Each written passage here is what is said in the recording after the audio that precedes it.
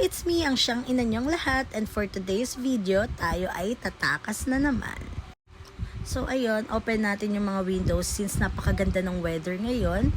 And yeah, it's kinda raining and sunny and rainy and sunny. So ayun, magbe-breakfast ako with my soul sister. So ayun na nga, sobrang biglaan talaga nito. Like 2 AM na pag-usapan namin magbe-breakfast kami at this hour. So ayun na nga, nandito na ako sa Starbucks Bermosa. So ayun na nga, nakita nyo naman, sa sobrang biglaan na to is nakapantulog pa ang mama nyo. So dahil takas lang talaga tayo is sobrang bilis lang namin. So syempre di na namin pinalagpas yung chismisan. So ayun na nga, for the chika kami.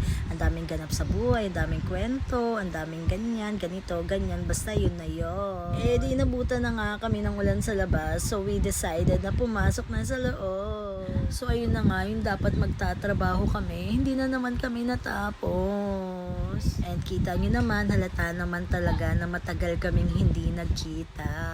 So syempre marunong naman kami magpaawat, so we decided to go home na. So ayan, bye-bye na with my couple soul sister. So ayun na nga, hindi ko na nakuha na ng ibang clips ang pamamalengke ng siyang ina nyo. So ayun, on the way kami ngayon sa aming ka-business transact, and then hindi ko na rin nakuha na ng clips yon. Then after nun, ayan, ang inyong daddy ay nagpapalit ng pipe. Bago pipe yarn.